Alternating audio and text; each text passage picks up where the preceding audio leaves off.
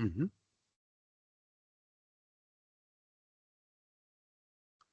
Please, did you all confirm that you agree to be recorded during the session? If yes, please indicate or give me a thumbs up.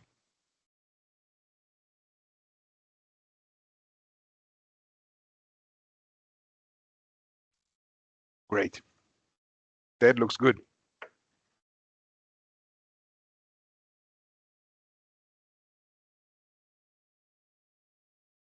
Well then, I believe we can proceed. Let me just quickly check if we have most of our participants with us. Yeah, that seems to be the case. Excellent. So please let me quickly present you today's panelists as per the order of their intervention. And it's my pleasure to announce that we have with us today Mr. Emeric Roussel, Team Leader of Biodiversity and Ecosystem Services, European Union, DG INTPA, Mr. Eugenio Satoretto and Ms. Lola Ninot from the SWM Program Legal Team, FAO, Development Law Service, Mr. Daniel Mukubi, Head of Division, Directorate of Sustainable Development from the Ministry of Environment, Sustainable Development and New Climate Economy, Mr. Joabu Chupuen, I'm sorry, I hope I did my very best to pronounce it correctly, the Deputy Executive Secretary from the Central African Forest Commission, COMIFAC, and Jose Kaumba, the Deputy Director, Wildlife Support Services from Namibia's Ministry of Environment, Forestry and Tourism, national focal point for the SWM program in Namibia. Welcome, very warm welcome. Excellent. And I would like to recall that the webinar we are hosting today is being organized in the framework of the International Alliance Against Health Risk in Wildlife Trade. And I think it would be best to start with a small video, obviously. Paula, please go ahead.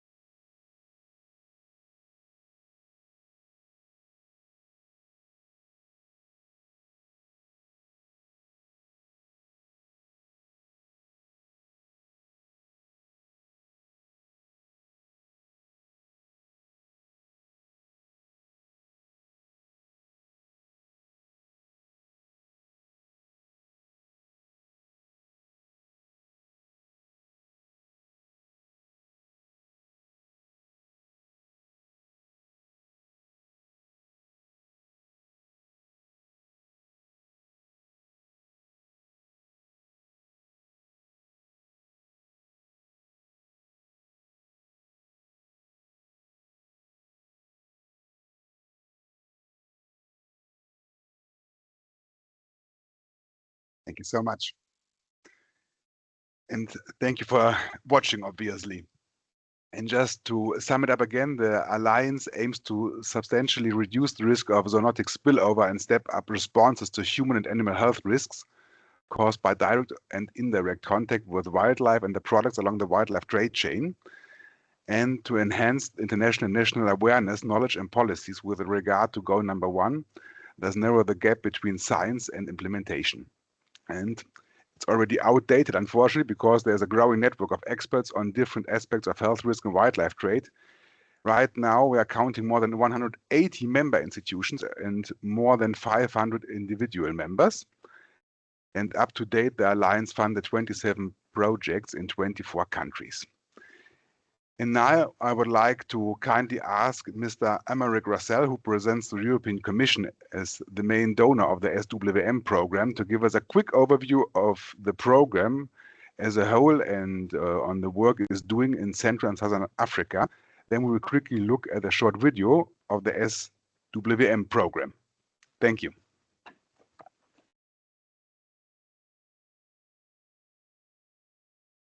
Merci, Michael. Thank you, Michael. First, I would like to give a bit of context of background about what the EU has been doing on conservation, because for 30 years already, the EU has been supporting conservation initiatives in Africa through programs such as ECOFAC in the Congo Basin or ECOPAS in the Sahel of Western Africa. But and since then, there have been plenty of initiative to continue supporting conservation efforts. But despite these efforts, protecting flora and fauna, it remains a huge challenge, and the world continue losing wildlife. So we have been reflecting also on our approach to conservation, and in 2016, we launched our publication Larger Than Elephant, which are input from the EU strategic approach to conservation in Africa, which shows that conservation, it's more than just emblematic species, just as elephant. It goes beyond, but also it's something that goes also beyond protected areas, and we need to recognize people and plants and animals. It's a complex issue. Wildlife also lives outside protected areas and sustains the livelihoods of communities for different usage. And so conservation has to be done also with people, but have to be part of this effort. What is in short, the message of Larger Than Elephant, which support a new approach to conservation, working at the scale of landscape and promoting an integrated approach in conservation landscape. In this context, understanding how we need to work more with communities, we launched in 2018 the Sustainable Wildlife Management Program, which is a major initiative implemented by a consortium of partners led by FAO and working with C4 ICRAF, CIRAD, and WCS in close collaboration, also with national governments and regional partners. The Sustainable Wildlife Management Program recognizes the needs and the importance of wildlife for communities, the role it plays for sustaining the livelihood, but also the food security of communities in different ecosystems. And it's promote a comprehensive approach to tackling the issue of sustainable wildlife management. When people are living from wild meat, and hunting is very important in some communities, it's very important to help the communities to look at the level of uptake, ensuring that they sustain the populations that supply their meat. But it's also important, if you want to put a sustainable approach, to look also at the other elements that are connected to this. You need to look at the legal framework. You need also to look at what are other alternative source of protein, of livelihood that could help reducing the level of pressure on the resource. You need also to see what sustainable white meat value chains can be put in place. And more important, you need to also take into consideration the risk for disease spillover along the value chain and the consumption of wild meat, for instance. So these are the elements that are as a base of the comprehensive approach of the SWM program. And we recognize that the SWM program also is an important contribution to the implementation of the Kunming-Montréal Global Biodiversity Framework. It contributes to several of these targets by working with local communities on effective conservation of ecosystem and wildlife. It contributes potentially to target 3, but also contribute to target 9 on sustainable use, just target 5 on harvest and trade of wild species, and also on target 22 on involvement and participation of indigenous people and local communities. So it's a very important contribution to our commitment to support the implementation of the GBF. We have now reached the end of the phase 1 of the program, and we are already moving into the implementation of the phase 2. And I think today we are going to share some of the important achievement of the program, but in particular achievement in relation to what the program has been doing on supporting the development of legal frameworks that are conducive to the governance of natural resources in our partner countries. There are so many things to say about this program. It's almost 8 years of implementation already, but better than saying too much, I think like watching a short video will help really seize the level of implementation and achievement of the program.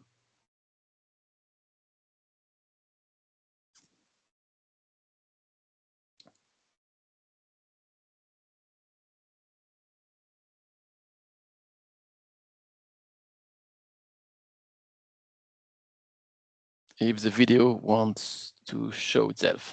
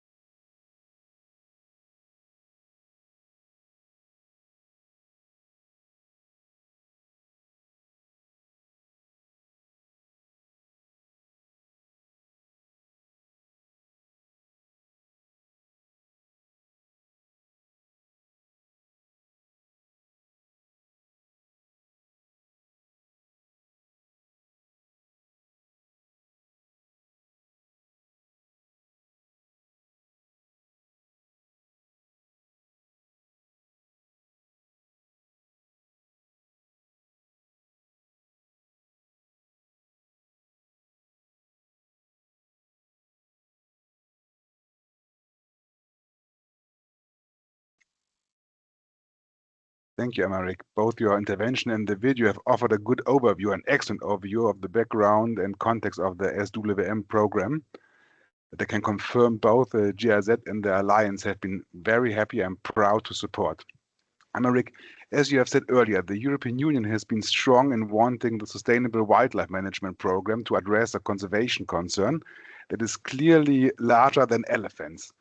You have also insisted that the program builds on a result dedicated to the legal and institutional work. So may I ask a question? Could you please tell us why you think the legal work is important and what are the challenges relating to the legal and institutional framework which should be addressed in the countries where the SWM program operates?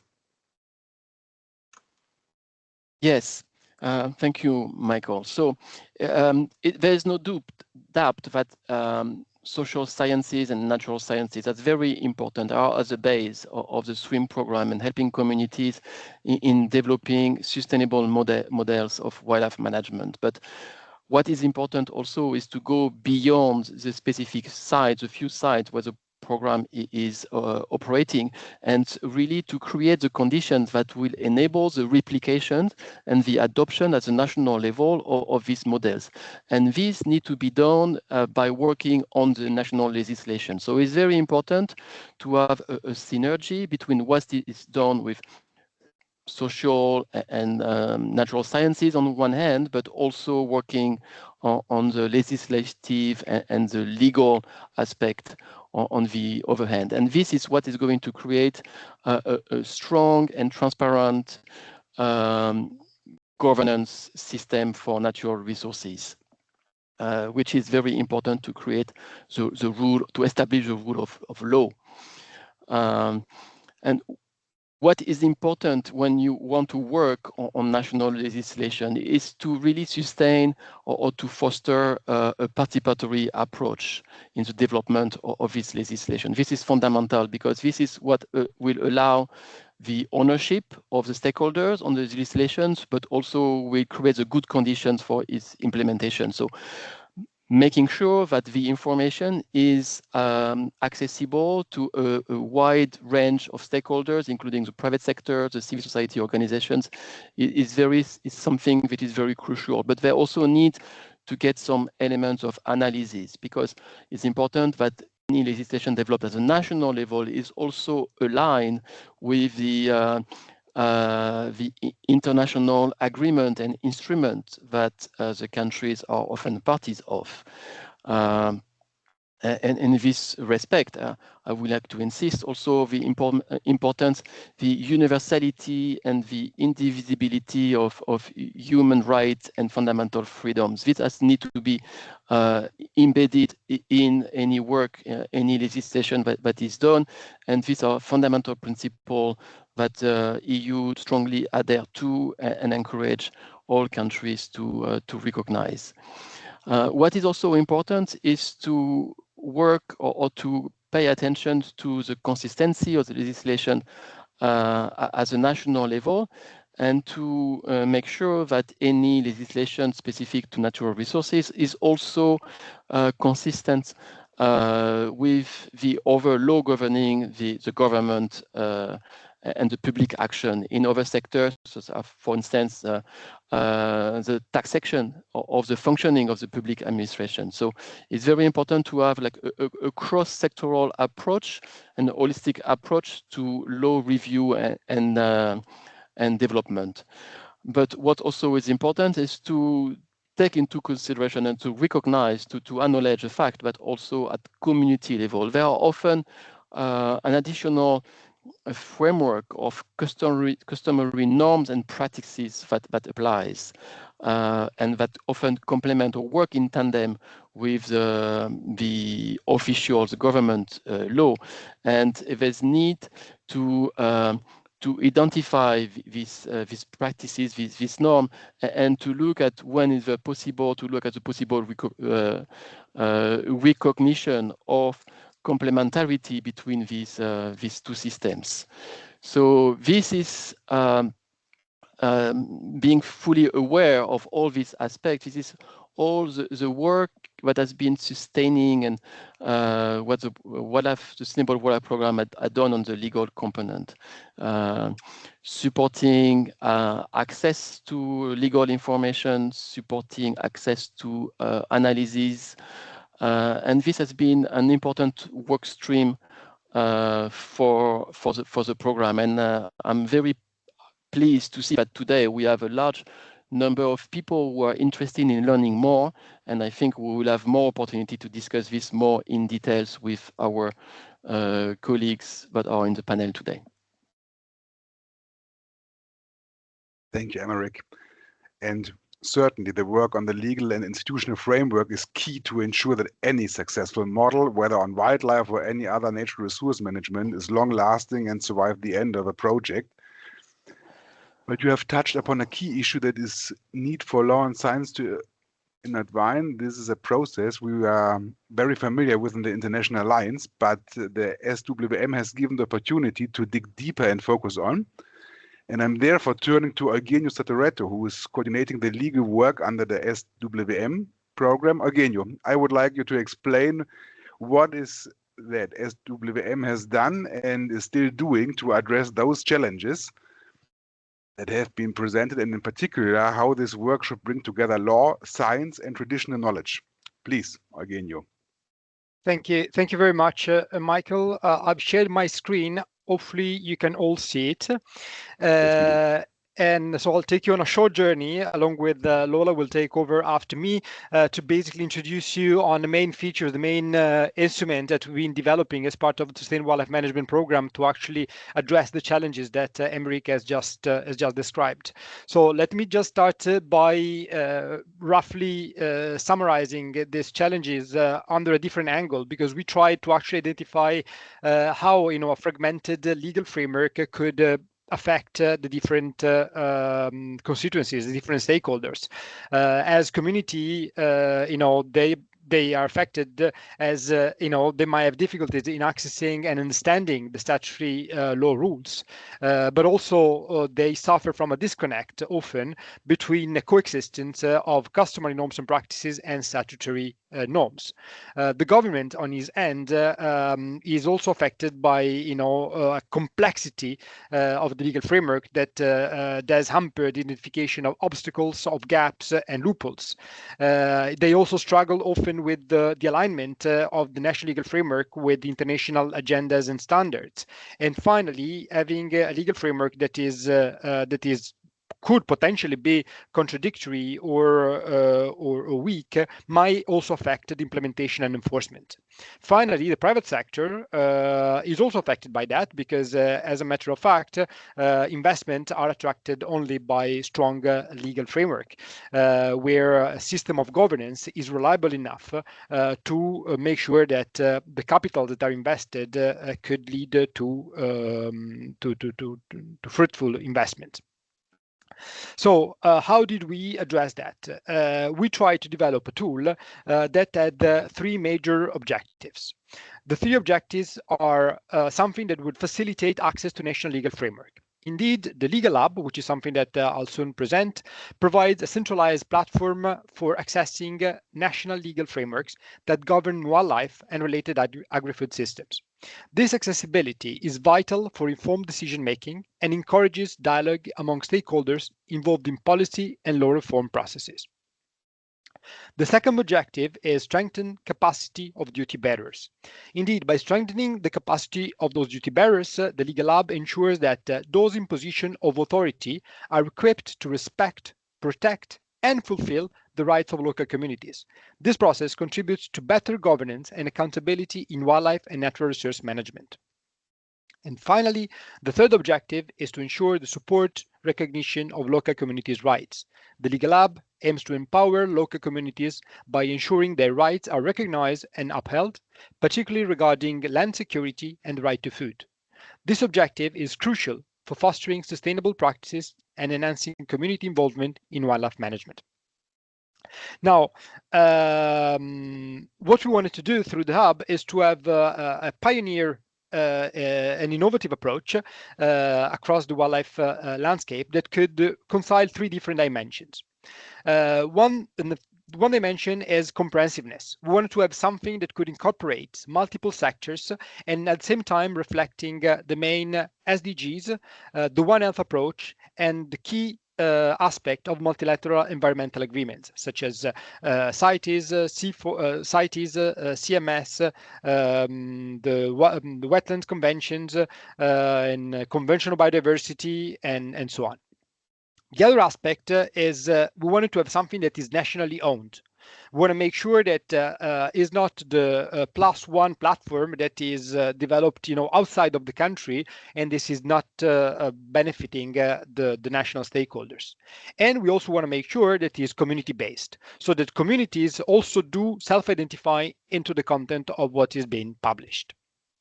So let me quickly present you the features, all these features, and now we try to turn it into something concrete within the Legal Hub. So concerning the comprehensive approach, we've developed what we call the thematic legal diagnostic tools. Those are a set of questions specific on the different sectors that intervene on what we consider necessary for sustainable wildlife management. And again, those are currently everything that relates to land, to hunting, animal production, human-wildlife conflict, food safety, animal health. And they serve as transformative resource within the SWM program, enabling structured legal analysis and ensuring consistency across legal frameworks. By systematically evaluating national legal instruments against recognized standards, the legal diagnostic tools facilitate the identification of gaps and opportunities, ultimately supporting informed and participatory law reform processes. In terms of having a nationally owned process, we want to make sure that all the legal analyses that are in there, again, they're owned by all the stakeholders at national level. This is ensured through a specific process. The process, indeed, consists on first gathering all the legal instruments. I'm referring to policy, laws, and regulation. This is done by national legal experts that are in the country, and they in liaison and in communication with the national government focal points. The legal texts that have been gathered are therefore analyzed using the legal diagnostic tools I've been mentioning earlier. This again is an exercise that is conducted in tandem by the national legal expert at country level and the SWM FAO legal team that review what is done at national level to ensure quality control and to make sure that the final result is something that is it can be submitted to government. The next step is indeed submission to government for validation. At this point, the legal analysis that have been compiled using the legal diagnostic tools are shared with government, who's also reviewing them to make sure that nothing has been neglected and everything that is in there reflects the current status quo. At that point, the government is asked to provide the green light for publication. And it's only at that point that the legal app goes online with offering access to all the sector-specific legal analysis governing all the sectors that I've mentioned earlier. I think Lola, in a second, will give you a quick overview on this. In relation to the community-based approach, the legal hub also integrates a component on customary norms and practices. This is fundamental because as we've been repeating from the beginning of this webinar, the recognition of customary norms and practices is fundamental, as more often than not, there are two systems that works in parallel, the statutory and the customary one.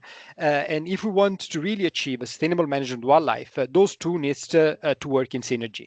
So based on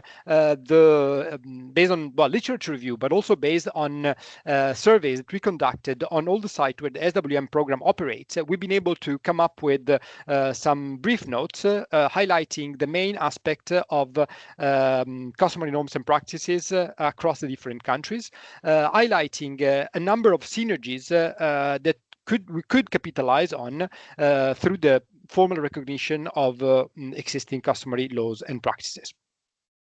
Finally, all this is reflected into the legal hub. I strongly invite you to visit it. We've got the link underneath the screenshot.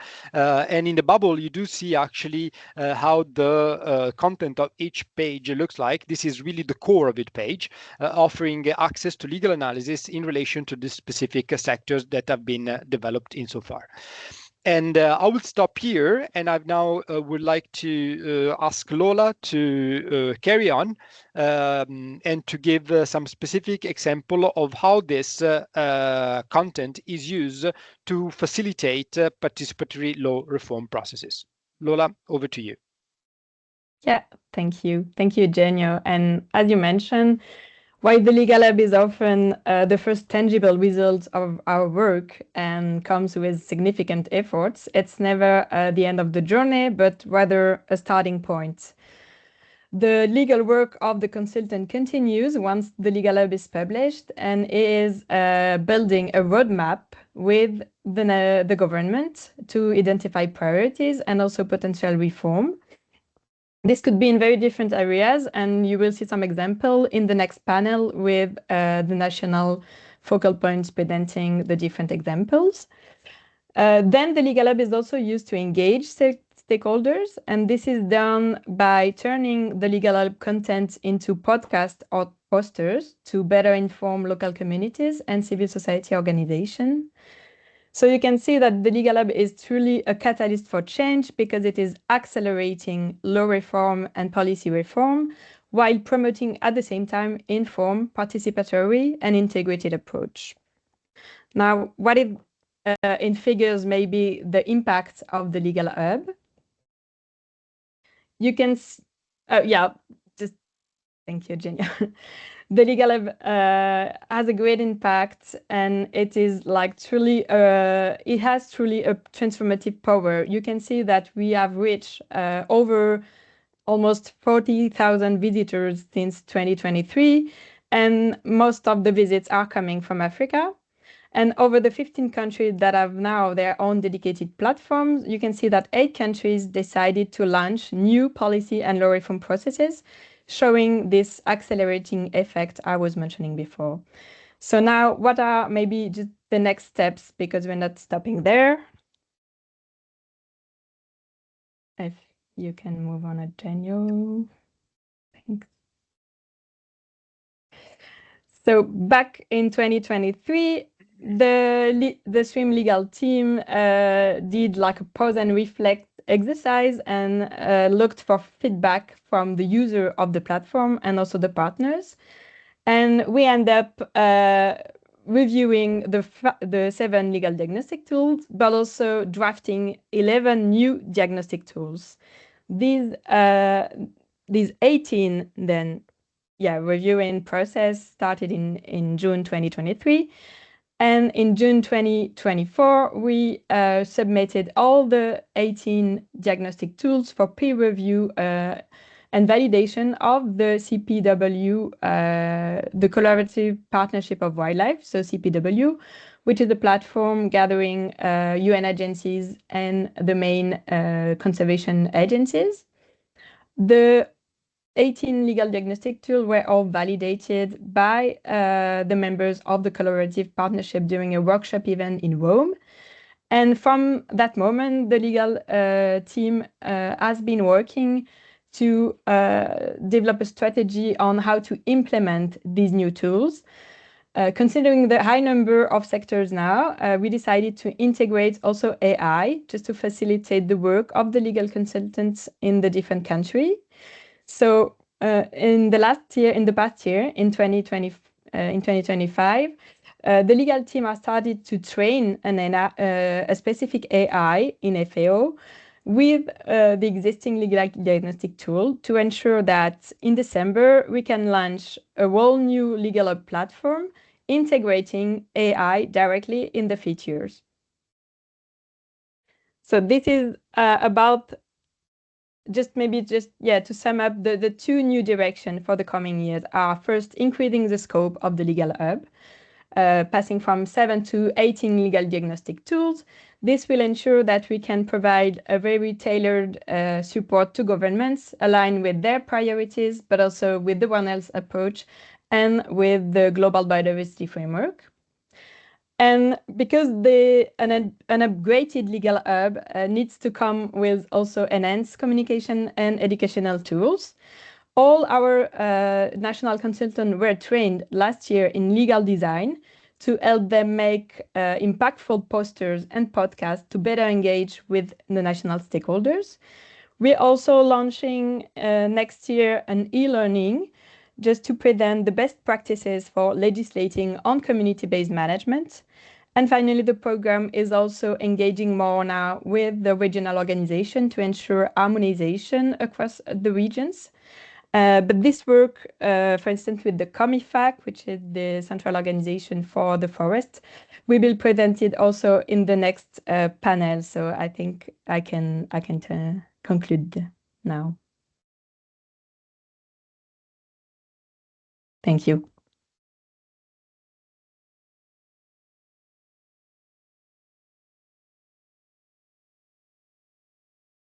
Thank you, Lola and Eugenio. That was really interesting, and I'm sure there will be several questions from our audience in relation to those tools you have presented and the Legal Hub in general, of course, as well. Some of them offering a much clearer framework to operate legal assessments across sectors and systems. But I'm now curious to know more about the use that was made at the country level with the Legal Hub analysis and what kind of process was triggered using them. We'll be therefore taking you to our distinguished panelists representing the countries where the Legal Hub has been implemented. And I would then start from DRC, but before giving the floor to Daniel Mukubi, Head of Division, Directorate of Sustainable Development, Ministry of Environment, Sustainable Development and New Climate Economy, I would like you to see a short video interview of Ms. Eve Baziba Mazoudi, former Minister of Environment and Sustainable Development in the Democratic Republic of Congo. Thank you.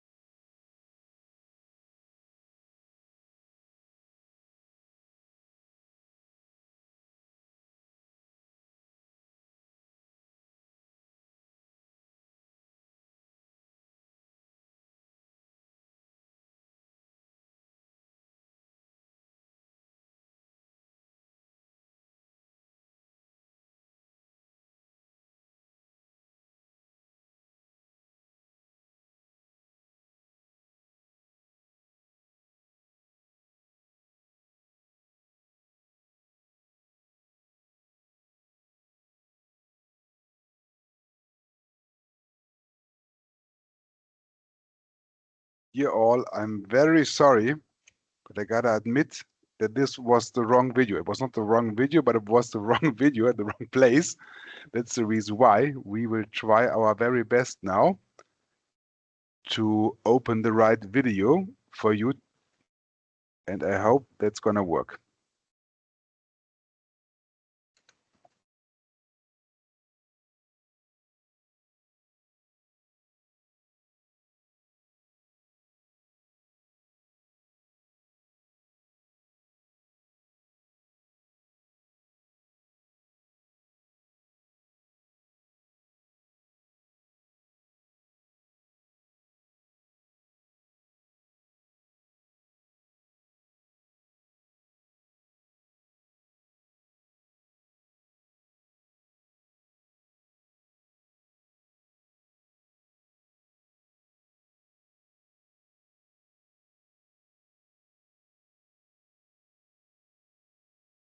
We don't hear the sound. I think whoever is sharing the screen should enable the sound.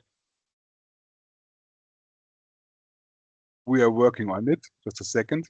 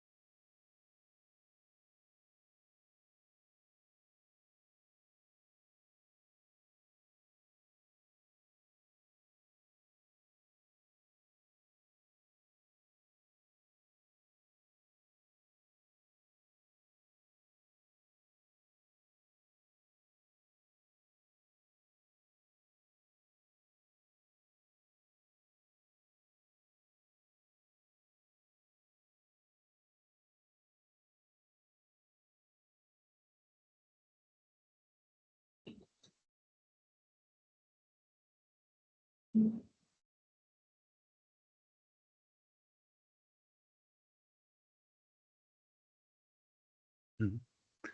Okay, we are very sorry, but we got some technical issues here with the video. Thank you. So we're gonna post the link for the video here in the chat that you can watch it later on. So sorry about that. So, well, Daniel, that's a little, it's a pity now, but what could you tell us about the level of appreciation that the Legal Hub had in DRC? And may you tell us more about the specific outcomes of the SWM program Legal Hub in your country and how it has paved the ground to inform policy reform processes? Please, Daniel, go ahead. Thanks. Thank you very much. Can you hear me? Yes, we can. Good. Sorry for that. The fact that I can't be able to watch my camera now because I'm not sure of the connection, the network here. I arrived in Panama only this night, and it it's still here early morning, so we're still in bed. So I think that in DRC, yes, it is gratifying to see the successful outcome of the Sustainable Wildlife Management Project, whose pilot site is the Okapi Wildlife Reserve. So the first phase of the project, which ran from 2018 to 2023, had 6 sets of results. The first of each, which is the interested to us in the context of this meeting, concerned the legal and institutional framework relating to wildlife. This component gave rise to an in-depth analysis of the legal and regulatory texts governing wildlife and other wildlife-related sectors. And so these analyses of more than 125 texts revealed the strengths and weaknesses of wildlife legislation in the DRC and verified compliance with relevant international conventions and treaties ratified by the DRC. All these analyses were hosted on a country-specific legal platform, the Legal Hub, so-called. One of the main conclusions of the Legal Hub was that the DRC's legal framework relating to wildlife was largely obsolete and unsuited to the current context. Hence, the main recommendation that emerged was to initiate a process of reforming the wildlife sector, also taking into account the One Health approach, with a view to limiting the risks associated with human-wildlife interactions in particular. Following this, the JRC began a process of wildlife reform by drafting a diagnostic summary note.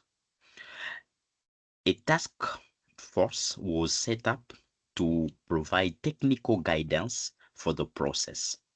7 thematic forums were then organized to discuss the reform of the wildlife sector in the DRC.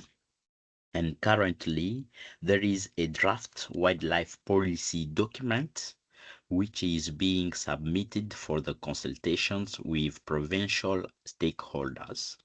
As I speak, a consultation workshop is being held in Kinshasa, and in 2 days' time, I think that the team will travel to the provinces for a second round of consultations. This is very relevant and a major achievement that will enable us to manage the valuable wildlife resources that are useful to communities in a sustainable manner.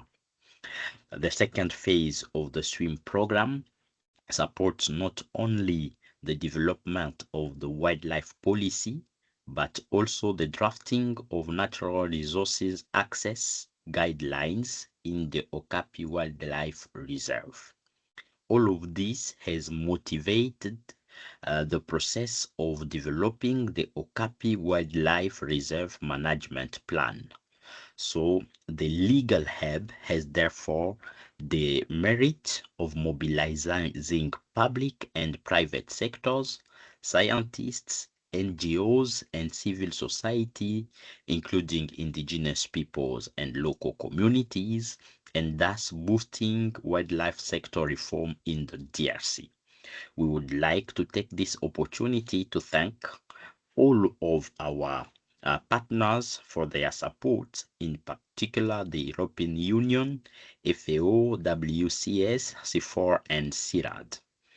The reform process is still in its early stages, and several actions still need to be taken, including the development of law enforcement measures, which requires continued collaboration with all partners. Thank you very much. Thank you, Daniel. This was very instructive.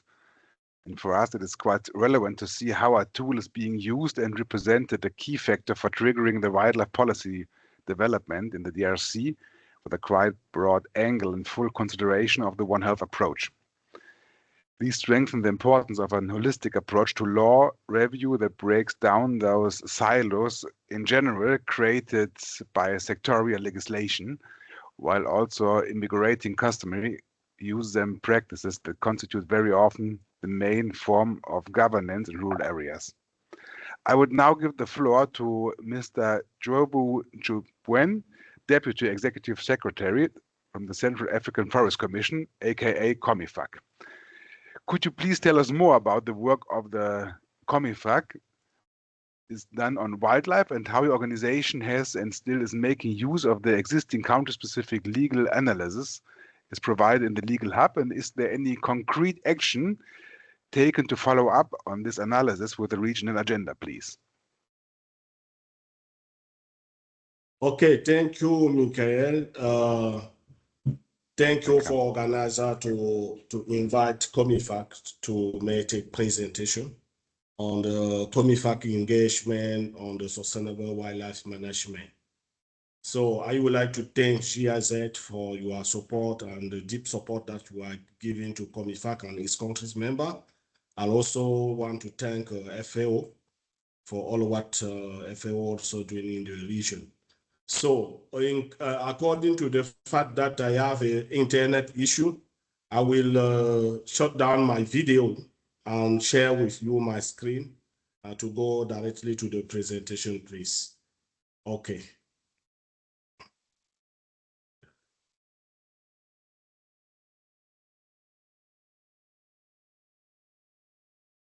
Are you seeing my screen?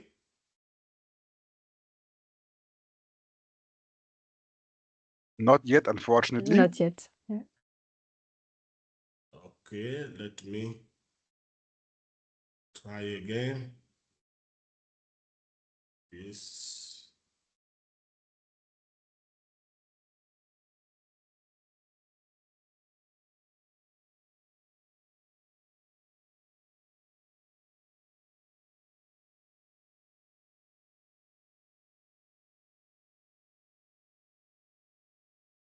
Are you showing now? Yes, we do. Yes, yes. Yes, indeed. Okay. Okay, good. So I will just share with you the engagement, COMIFAC engagement concerning wildlife, sustainable wildlife management. For those who have not know what is COMIFAC, COMIFAC is an intergovernmental organization created by the head of state of Central Africa in 2005. And the key mandate of COMIFAC is to orient, harmonize, and coordinate and monitor the forest and environmental policy and forest and environmental policy and initiative in the Central African sub-region.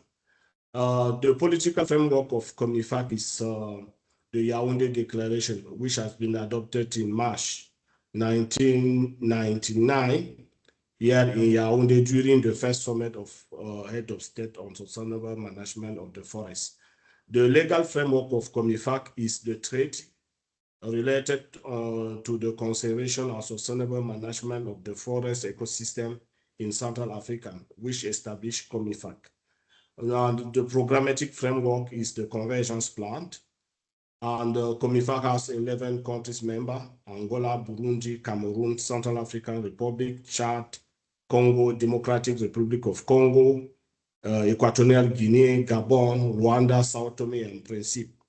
And the governance structure of COMIFAC, we have a summit of head of state. We also have the Council of Ministers and the Executive Secretariat. This means that all the work that we are doing with our partners in the executive secretariat, we can also give send to the Council of Ministers the key recommendation as well as the summit of the head of state. Yeah, it means that the technical work that we are doing, we can also bring it to the political decision makers. So coming now to the convergence plan, the programmatic framework, it is the strategic planning framework for priority action for the conservation and sustainable management of a forest ecosystem in the region. The convergence plan that we have here was adopted in 2014 for the period from 2015 to 2025, means that we are now in the process of revising this convergence plan. What is more important is to show that wildlife is one of the priorities of COMIFAC.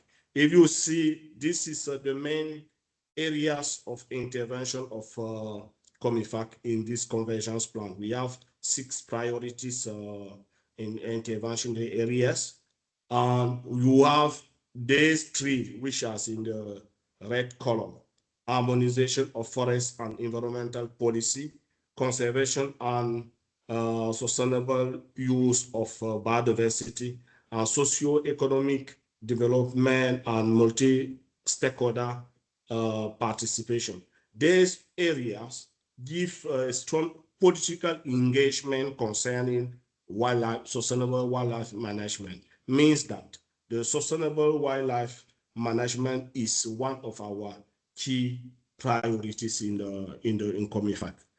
As now, as this is just some key data concerning forest ecosystem management in the region.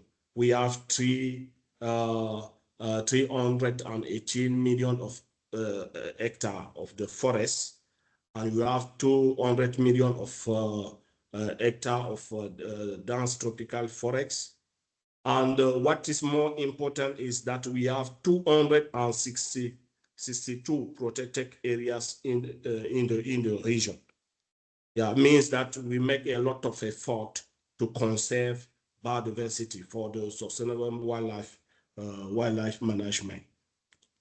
As in terms of the main COMIFAC action regarding wildlife, we adopted some guidelines to harmonize the political and legal framework of member countries and facilitate also the creation of a level playing field to attract public and private funding for conservation and sustainable management action.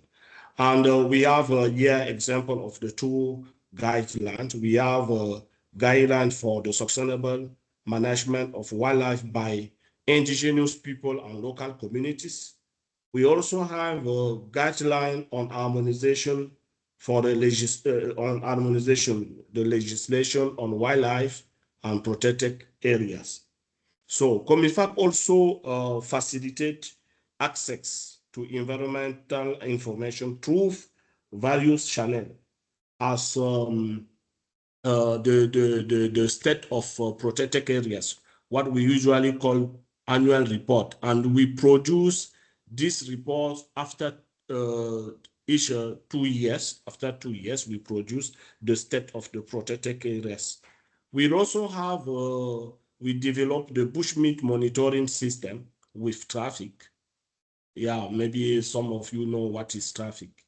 And we also have a Trade in Wildlife Information Exchange, Africa Twist. We developed this platform with traffic, and we learn more about the Aero Twist, and we really appreciate the result obtained by Aero Twist, and we created here in Central Africa something similar to Aero Twist, which is Africa Twist. We develop an action plan and awareness raising tools for all audience, decision makers, public officials, and communities. We have like this tool, we have sub-regional action plan for wildlife law enforcement. what we call PAPECAF. So COMIFAC also participate in international forum on biodiversity, like a COP, all the COP on biodiversity or substar meetings. You see, our colleague Daniel is now in Panama for the substar. COMIFAC also participate on the substar. And during this meeting at the international level, we contribute to the adoption of some decision concerning wildlife. We also participate to hold the COP concerning climate change. We also participate to some indigenous and local communities congress. We organize in Brazzaville with the network of indigenous and local community years in the region, the first congress of the Tree Basin with Amazon countries, Asian countries, and also Bordeaux Mekong. Yeah. So COMIFAC also put in place here a sub-regional working group on wildlife and protected areas. We organize with the support of GIZ from 21 to 24 May 2025 in Brazzaville. The 18th meeting of this working group. And during this meeting, we have a chance to look to hear more about the key result of the SWM program, Sustainable Wildlife Management Program, which is executed by FAO. And during this meeting, the legal platform of the SWM program countries that are COMIFAC members were presented and are well known. The presentation we hear more about what is achieved at the national level during the presentation by national legal consultant and also SWM governor focal point of the result of the legal analysis, legal analysis, as well as all reform process initiated or supported by the SWM program since the launch of the legal platform, highlighting convergence between COMIFAC countries. This presentation also were followed by question and answer session that allow COMIFAC countries to exchange on reform challenges and the extension of the legal platform to another COMIFAC countries. The COMIFAC countries discussed also the challenge and the key point on the political and legal reform process in the wildlife section, including legal use of wildlife. And in this point, key point, we discussed the need to better reflect field realities to foster greater community acceptance. Example, Gabon mentioned during this meeting that the recent legalization of a number of customary practices related to the subsistence or tradition to better regulate and distinguish them from poaching practices related to organizing crime. We also discuss on the sustainable use of the wildlife and focusing to the need to modernize the vision of the wildlife by integrating ecosystem services and community management. We'll also discuss about FT use of the wildlife, the need to integrate the 1F approach and strengthen surveillance and risk prevention related to wildlife product through traceability system and reinforced multi-sectorial collaboration on sanitary inspection of wild meat. Yeah. So this is among the key points that we discuss, and we also discuss. Give meeting also give the opportunity to COMIFAC countries to exchange on the interests of replicating the legal platform to all COMIFAC countries, because we found this legal very, very interesting, very important, and we think that we need to replicate this to all COMIFAC countries. It was noted that COMIFAC guidelines sometimes remain unimplemented due to the lack of the resources for their integration and transposition on the national at the national level.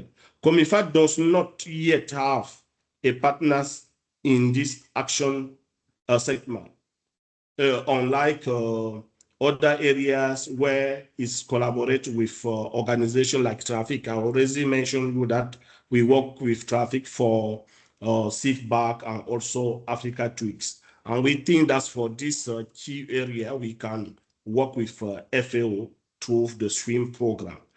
And we also realized that the legal platform has been recognized during this meeting as a concrete and effective way to advance the development and implementation of guidelines, because they provide an annual comprehensive overview of relevant legislation for wildlife management and recommendation for improving legal framework aligned with the third area of the convergence plan. So COMIFAC countries also agree that results obtained from this legal reform will be reflected in the new indicator for the implementation of the convergence plan. The legal platform information can also be integrated into OFAC. OFAC is Central African Forest Observatory, which is also a good platform which gives more data to all the key actors here in the region. We think that we will also integrate this legal platform into OFAC to contribute to creating comprehensive profile on legal, biological, and also socio-economic data. Several countries express interest in developing similar legal platform. And we think that the SWM program can expand to one or two additional countries, but scaling to all countries require additional funding. Hence the need for a cooperation framework between COMIFAC and the SWM program, because this is not exist. We want to have this kind of the framework of collaboration between COMIFAC and the SWM program. We have a broader framework agreement between COMIFAC and FAO, but we want to have a specific cooperation framework with the SWM program. So I want to highlight here the key concrete result that we in COMIFAC found to this program, SWM program. The program, we have already talked about the legal, which will enable us to reinforce the implementation of the law on the sustainable management, like the law on the wildlife here in the region, and also the law on forests here in the region. Because this enable communities to have the access to have access to the law, and also is enable also those who are in charge of the implementing or the following the implementation of the legislation to have a quick access to the law and legislation. We also realize that the SWM program also improve livelihood of the indigenous people and local communities. And this program also contribute to the mitigation of wildlife and human beings conflict. And this is very, very important for us here in the region and the SWM program contribute deeply to reduce deeply to the peace and securities in the region, as well as to combat food insecurity here in the region. So, like the key challenges that I can share with you that we have here in the region, it is the population, human beings population growth. This increase the demand of white meat. As you know, human being also population also increase quickly in the rural areas, and this increase the demand of the white meat. We also have climate change like a challenge. We have poaching, we have illegal traffic and trade, and we also have fragmentation of habitat. You see here in the screen the example of the fragmentation of the habitats. And we also have the structural and institutional challenge linked to forest governance is weak. We have corruption, lack of financial resources. We have needs of regional coordination, reinforcement between COMIFAC countries. We have lack of sustainable finance for conservation action.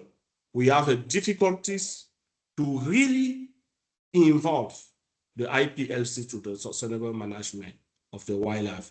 And we also have problem of data collection.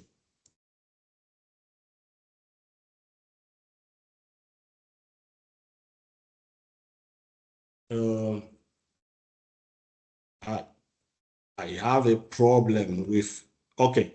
So now the recommendation and perspective, we need to reinforce governance and law enforcement.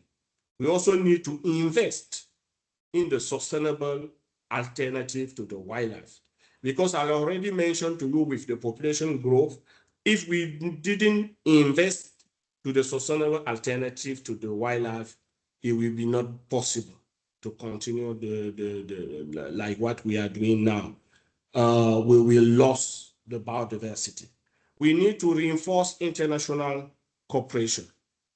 Now, for the specific conclusion concerning SWM program, I can say that the legal up is very important because it helps bringing the law closer, as I already mentioned, to the people, and provide government with a roadmap for reforming wildlife legislation.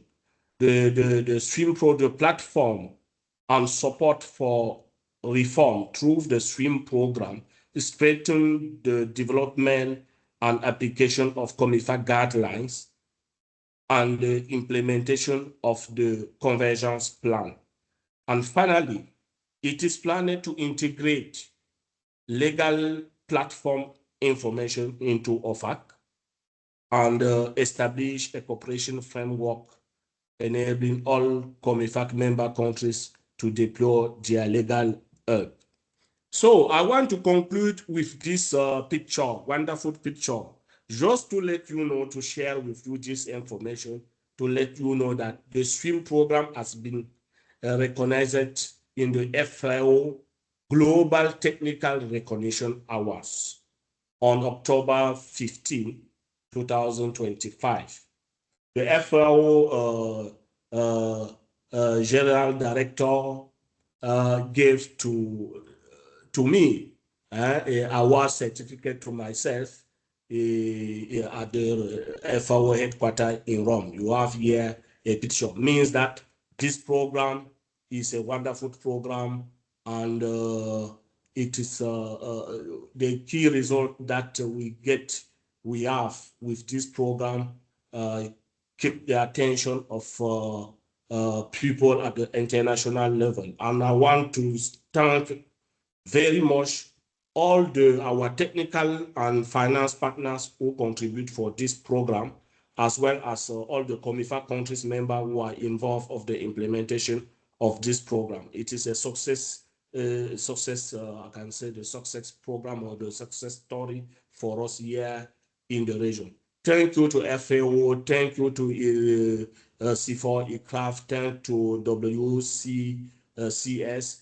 Thank to GIZ for its support. Thank to the European Union, and thank very much for all the donor of this program, and thank to the COMIFAC countries like Gabon, Cameroon, DRC, and Congo Brazzaville. Thank you so much for your kind attention. Thank you so much, Drabu, for the clear and comprehensive overview of the very important work done by COMIFAC. And it is indeed impressive, the potential that the legal hub has been and could still trigger in the sub-region to allow for an effective implementation, and among others, of the convergence plan. However, the impact of this instrument is much broader than Central Africa, and in particular, the Alliance supported the expansion of this platform also to Namibia. And for this very reason, I would like to turn to Mr. Jose Kaumba, who is today representing Mr. Bennett Kahure, the Director of Parks and Wildlife in Namibia's Ministry of Environment, Forestry and Tourism, national focal point for the SWM program in Namibia, who had an inconvenience at the very last minute. So, Jose, can you tell us more about the process for compiling these analyses and how your ministry plans to make use of them, please?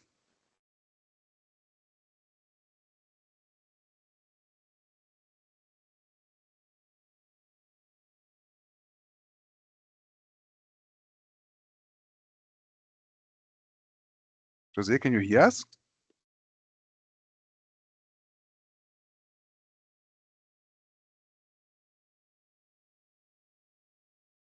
Chaibu, may you stop sharing your screen? Stop it from my side. Oh, okay.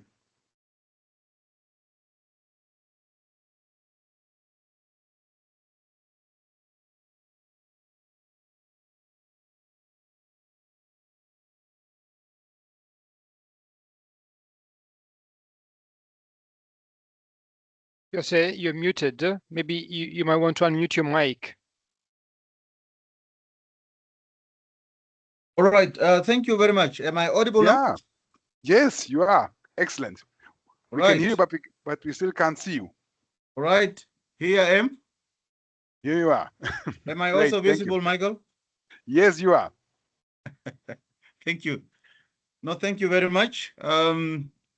Thank you, Michael, for such being a good facilitator, and also thank you to the previous presenters, and more to Eugenio, who definitely touched already on the issues related to the legal hub, its important, the role, and of course the benefit to it, etc. And also the presentation done by Lola. And not to forget as well the ones from the DRC, which I have definitely touched as well on the issues related to the legal hub.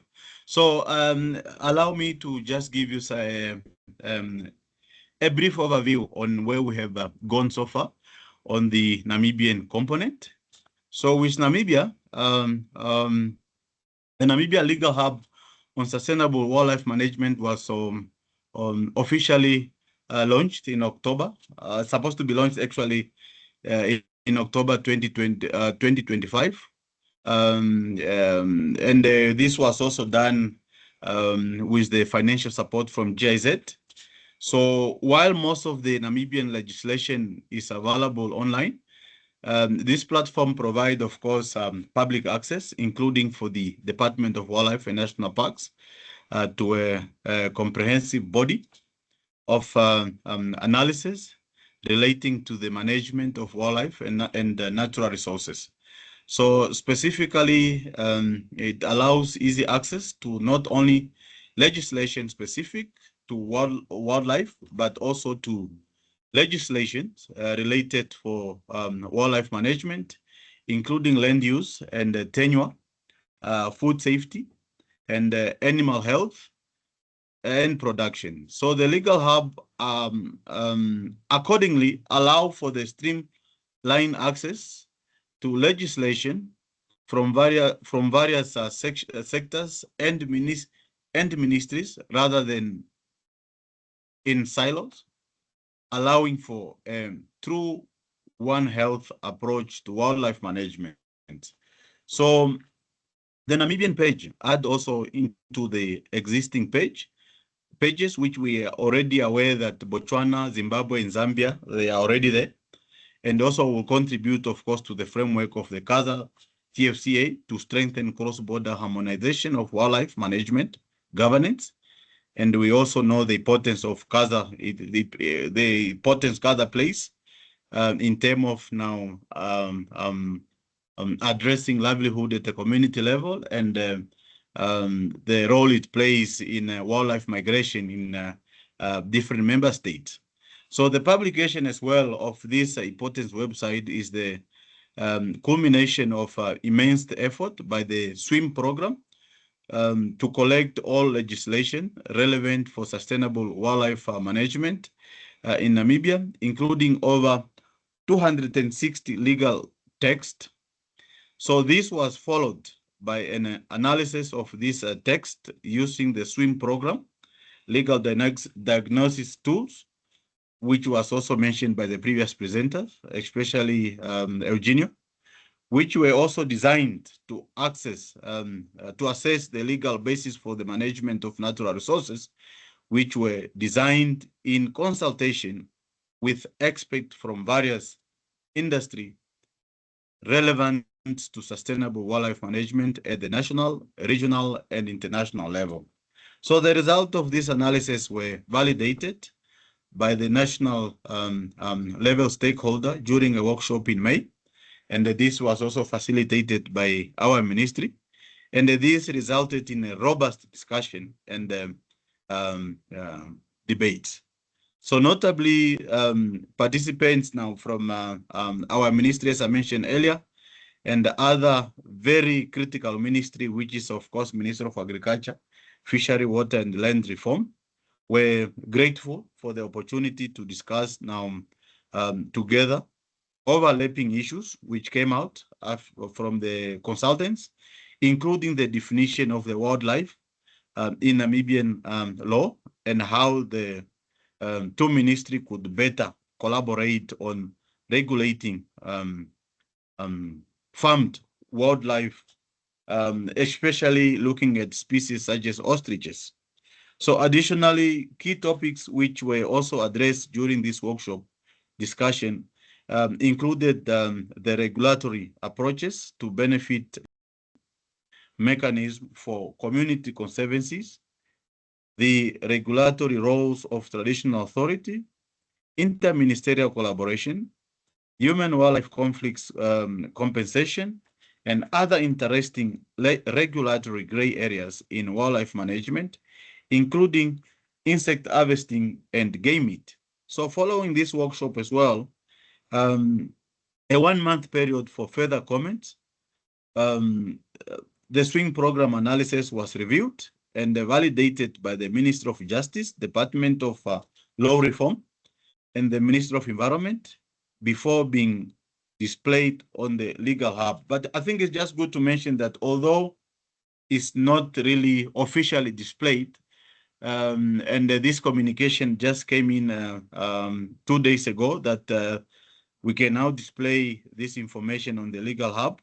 And as I finish now giving this brief overview, I will just ask as well Kelsey to maybe present to the panel or to the to all people present on this webinar to see what is now being earmarked to be published on the legal hub and how it looks like and where we are standing as well with regard to the logistic arrangement for the launch and of course for the publication. So it's also good to mention that this website will also include information on the domestication of various essential multilateral environmental agreement, which will also include now the issues related to CITES and the CBD, along with analysis of Namibia's national level legislation governing wildlife and national resources and customary law. According to the SWM program, Legal Hub is a fundamental source of information, including for decision maker like us, to enhance our ongoing effort for legal reform, modernization, and harmonization.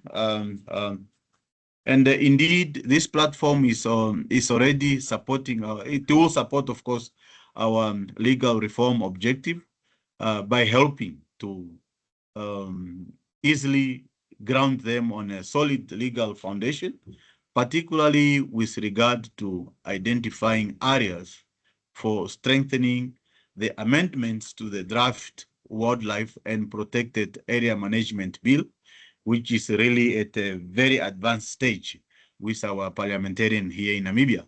So moreover, thanks to the SWM program as well, we can count on the technical support of the FAO development law service on this initiative. Beside its support to decision makers, a wider dissemination of the Legal Hub content through the official launch event will also definitely raise awareness of this site and allow for managers, researchers, and students in our country to access these critical and important resources as part of their activity. We therefore very enthusiastic about the current progress and thankful as well, and the trajectory to the strengthen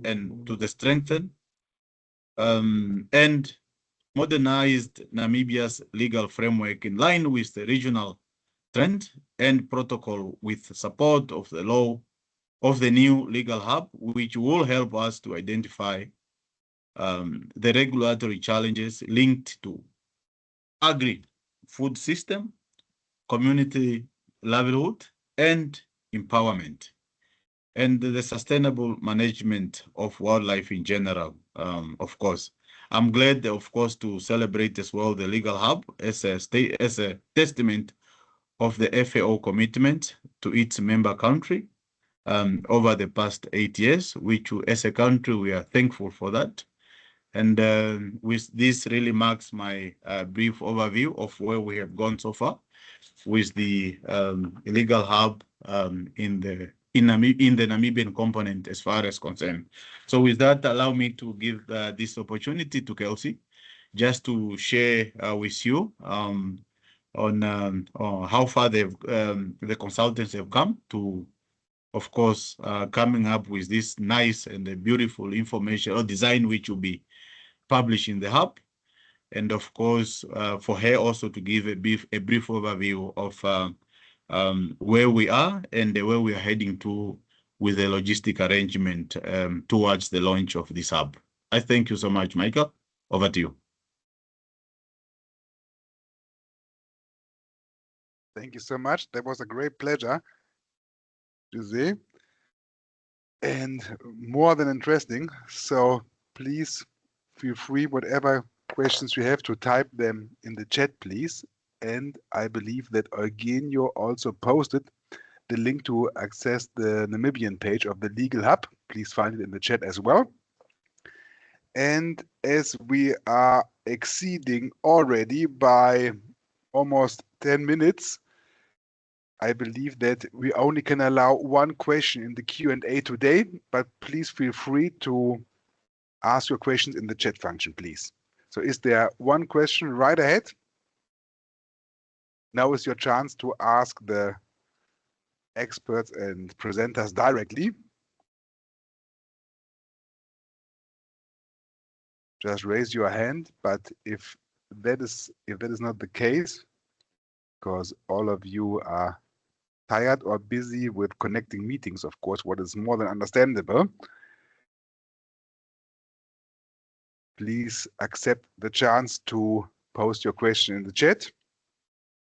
And I would like to thank you, the audience, and of course, I would like to thank to the presenters and experts for sharing their experiences about the SWM or SWM program and with us from all over the world, for those valuable experiences That's really something really special for us as well as Alliance. And we have seen lots of presentations, but to see something now evolving is also for us a really special moment. Thank you so much. Well then, enjoy your day. Have a great day, a great afternoon and evening, and hope to see you again very soon. Bye. Thank you. Bye, everyone. Thank you very much. Bye.